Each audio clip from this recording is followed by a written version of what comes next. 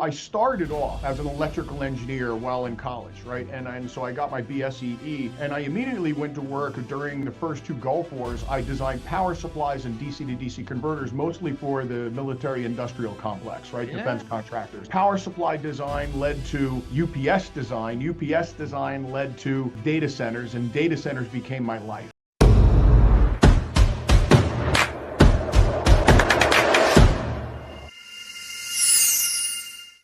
Hey guys, and welcome to the Grow IT podcast. One of your hosts here, Trey King.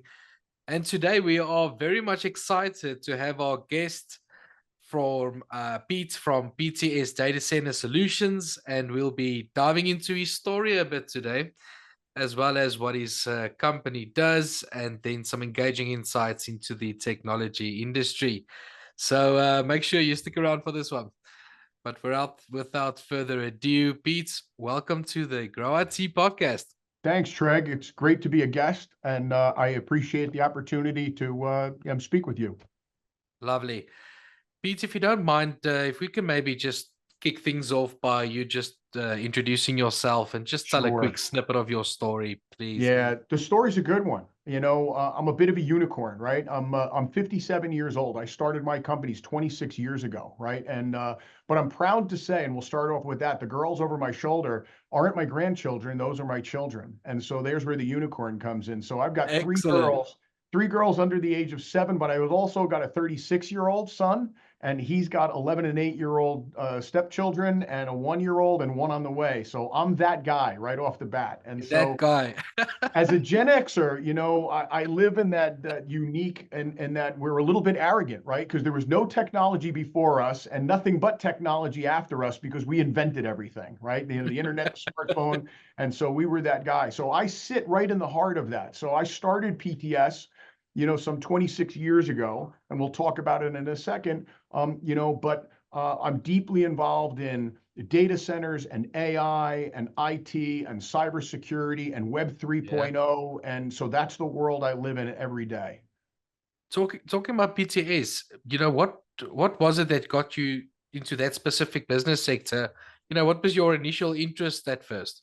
Yeah, it's a good question. So I started off as an electrical engineer while in college, right? And so I got my BSEE, and I immediately went to work during the first two Gulf Wars. I designed power supplies and DC to DC converters, mostly for the military industrial complex, right? Yeah. Defense contractors.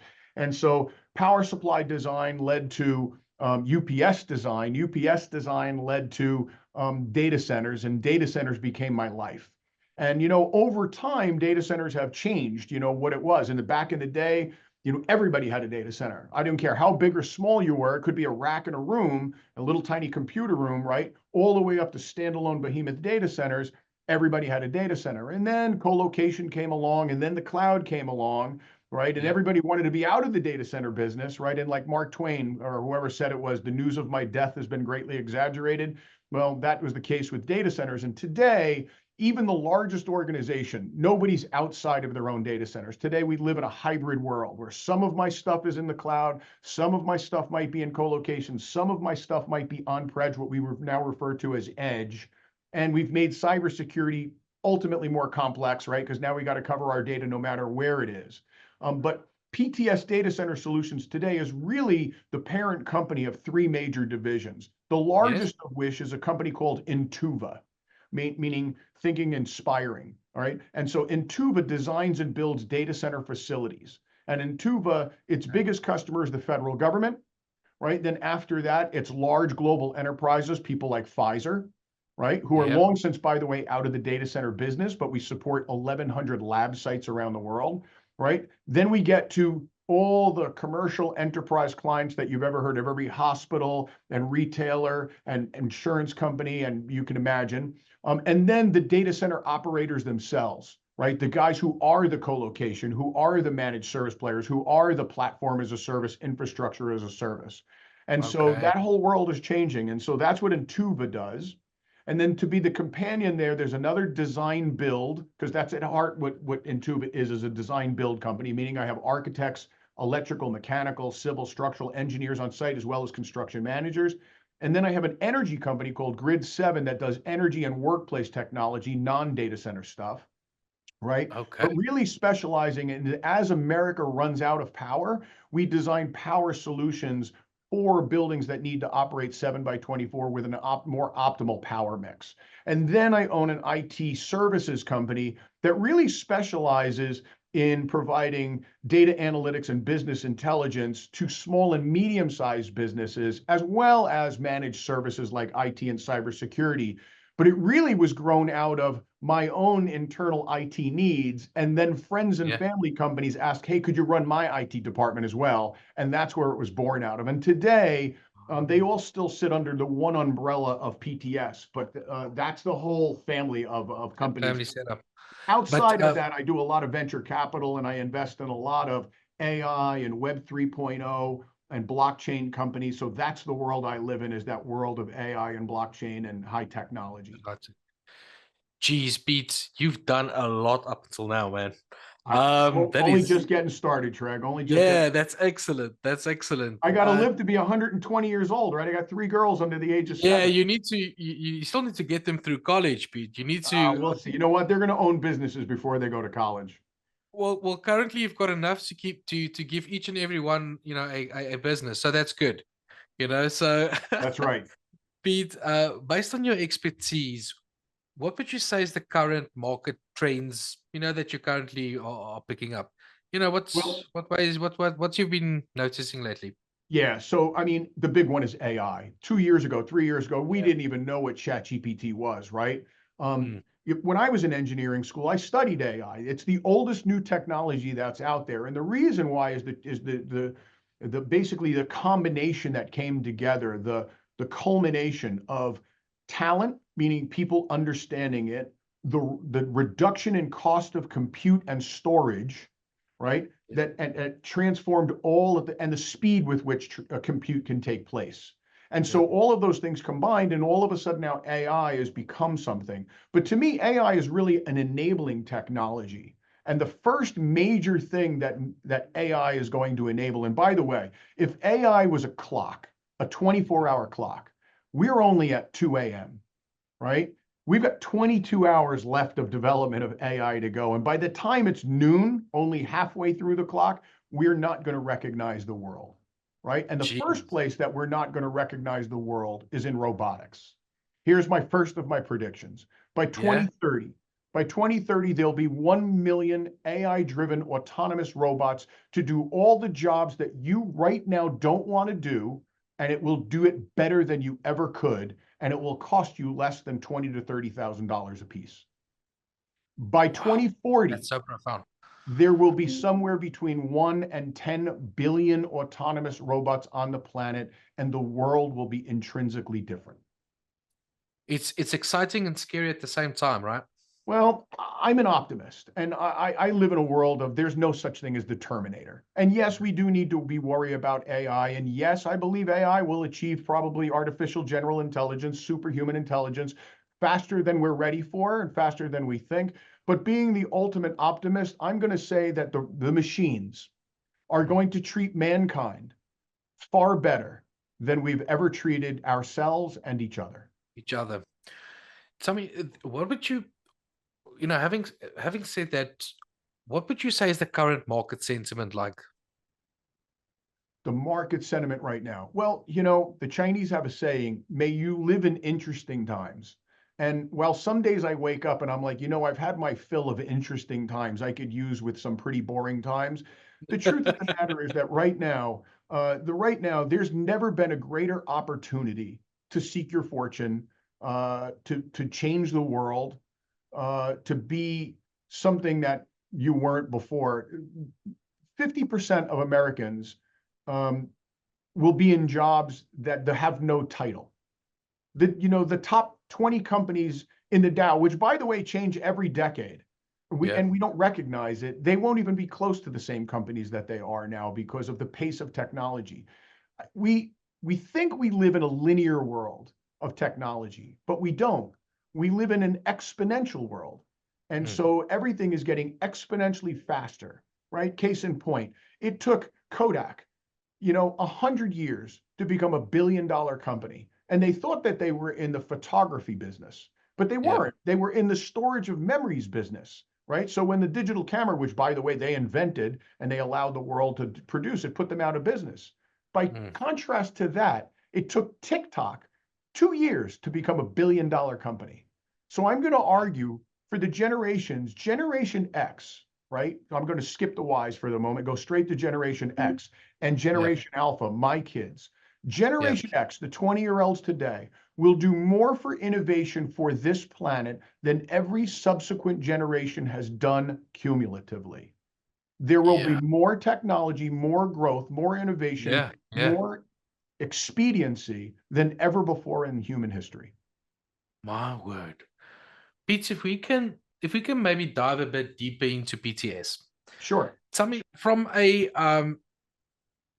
I think maybe a like a case study would maybe assist, but if we can talk a bit more about PTS and the value it brings to Yeah. other businesses, if you don't mind just to elaborate a bit on that. Sure. Let's just talk about, we'll focus on the data center business because it's the one that's Okay. most growing right now. And we've got some really interesting things going on right now. So for 26 years, I've been building data centers for other people. Yeah, I've periodically built data centers for myself and operate them with other partners in various respects. But in the very near future, I'm going to be building under my own brand. It's going to be called Gray Wolf data Yeah. centers that will be AI, HPC focused, so artificial intelligence, HPC, high performance computing. And the reason why it's going to be important now is if, in order to see robots, AI, all of the things that we're talking about, if the question is, does there need to be a lot of data centers? And the answer is there needs to be a lot more data centers. And when people ask me of all the types of data centers that are built, what types? I say data centers industries like the circus tent going up. So if we think of data centers as being the hybrid cloud, right? Or excuse me, the cloud, the Googles, the Amazons, Yeah. Yeah. Microsofts, right? And then the data center operators, the QTSs, the Equinixes, the data banks, that's the field of the tent. And if we think of the edge AI, every place where there's people, process, and technology in every small city of the world, when the circus tent goes up, all of them go up. Go And so up. there's not just going to be a few more data centers, there's going to be a lot more data centers. That's a But good the area that analogy. I think the most is going to grow is going to be the edge. And so Mm. what the edge is needed as we go from a world that basically is designing large language models, which pretty much just train on data. That data today could be transported anywhere and we can build our training. But eventually that AI is going to become inferencing, asking questions of the model and getting answers in near real time. And that inferencing is going to have to be done wherever the data is questioned or wherever the inference happens in order for it to happen very quickly. So Gray Wolf Data Centers through Intuva will be the design build company that will Yeah. actually design, build, and operate data centers for Gray Wolf Data Centers that will be 3, 4, 5 megawatt data centers in every, what I like to say, every high school football city of the world. And the reason why I use a football on a connotation is because the mega data centers sit in the American pro football cities of the world, New York, Chicago, Dallas, Los Angeles. The Yeah. data center operators operate in the college football cities of the world, wherever there's a Division I campus. And then the edge is going to sit in every in every high school football city of the world, which, by the way, looks exactly like the telecommunications industry looked back in the 80s when there was a pop in every town. My And word. so data centers are going to That is be, and that's what PTS is gonna be big. full-heartedly understands and does, is how to build, own, and I will. operate data centers. Tell me, Pete, if we can maybe look at leadership in a bit more of a holistic view. I love that. Yeah, in your opinion, I mean, you've been, for lack of a better word, I mean, you've been around the block a couple of times, right? Sure. What type of mindset would you say is needed to be a successful founder of a company? All right. This is, Treg, I'm so glad they asked this question specifically, right? Because in 26 years, I've learned a lot. I've always Yeah, not had this level of insight, right? Much of this is, growing up, right? And you're sure. figuring it out as you're going along, but certain things stick. And honestly, I'm actually in the process of writing a book about this whole journey. That my book is called Living in Bliss: Achieve a Balanced Existence of Body, Mind, and Spirit. In fact, if you Oh, look me up online, you're going to find that I bill myself yeah. as the entrepreneur technologist mystic. right? And so here's in a nutshell. Um, Yeah. First of all, being a CEO. If you're going to be a CEO, you really have four major jobs. One, you're the king of cash flow, right? The buck stops here. You can't do anything unless you're producing cash. So you have to keep your eye, on cash flow. So let's call it being the master of cash. Second, you've got to be the visionary, right? There's a visionary, and then there's everybody else who's an implementer of the vision. And Mhm. everybody's got to be on board. But the vision has to usually come from somebody. Oftentimes that's the CEO, but though that's not absolutely. But in this case, I'm the visionary of all my companies, right? I have the sense of where things are going. When I Mm. started PTS in my 30s, I thought I knew. I got to tell you, at 57, I'm pretty damn sure I know where the data center industry is going. Yep. Fourth, you better be the master coach mentor of your organization. Long gone is the day of cracking the whip, firing the bottom 20%. Today, it is all about educating, coaching, mentoring, and building accountability. And so you're going to be the master coach. And then finally, you are the creator and the master and the keeper of culture, right? And so Yes. those are the four things that you have to worry about, Mm. as an entrepreneur. And I would say every person and every business has to operate similarly. And what I mean by that is when I'm Yeah. working with somebody who's one of my mentees, one of the people who I'm training, the first Yes. thing I teach them, either in business or in life, is first understand what are your superpowers. And here's what I mean: your strengths. What do you do really well? What gives you great peace, happiness, keeps you moving and motivated and driving? If it's dancing, stop learning how to sing. If it's singing, stop learning how to dance. Embrace your superpower and do only it. So in business, find what your organization does really well and latch on to that. Once you know your superpowers, you have to Yes. create a set of core values. And that set of core values is who you are and who you want to become even moving forward. So I can tell you my personal core values are very similar to the core values that all the companies that I form. My personal core values are presence, purpose, and prosperity, right? And so if I find myself with a mindset not moving in the direction, using my superpowers to move in the direction of my core powers, either Yeah. my core values are wrong, or I'm wasting my time. And so there's the lesson. Figure out what you do Excellent. well, do it every day, figure out what your core values, what you want to become, and build a mindset that moves you in that direction every day. And if you find yourself deviating from that or doing something opposite of it, stop it and start moving in the right Start direction. moving. Yo, Pete, this is excellent, excellent, and such good advice. Thank you. And I must say, I can't wait for that book of yours to come out. When's that happening? Um, Will you the it's I think it's the pre-release will be by March on Yes. Amazon Prime. And but I hope to have it out by mid-year next year. It's the first time the book of this type I've done other technical books and things like that, but it's the first book of its Yeah. kind. It's really my journey as a human being.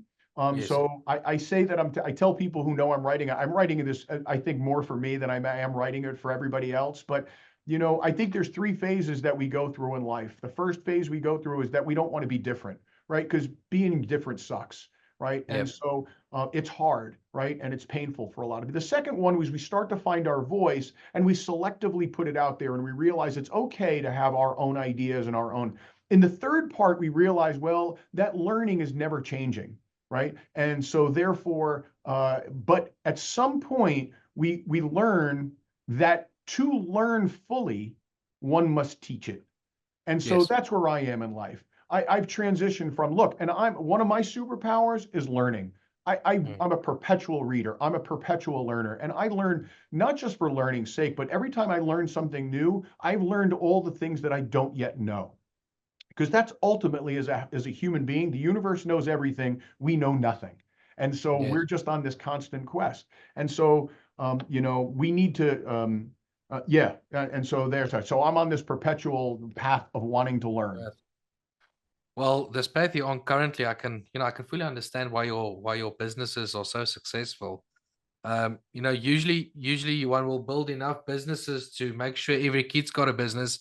In your situation, you're gonna have to get more kids to take care of all the businesses, so Yeah, my wife would love you, but this factory is closed. I'm done now. it's And the, yeah, I have enough. Yeah, and so we're great. I yeah. love my girls, and I'm good. I'm good right here. 57. I'm going to live Uh, to be an old man. There's no doubt. But I'm going to do it with 3 girls. I'll worry about them having the next round of kids. oh, excellent. Tell me, Pete, where can the listeners get hold of you? So you could find me at petesacco.com in general and on LinkedIn. So Okay. those are the 2 places where you can see a lot. Then PTS Data Center Solutions website is ptsdcs.com. And in there, it leads you right to one of the 3 brands, either the company that builds data centers, Intuva, Grid7, which is the company that does non-data center work, and or the IT services company, which is called Inspirica.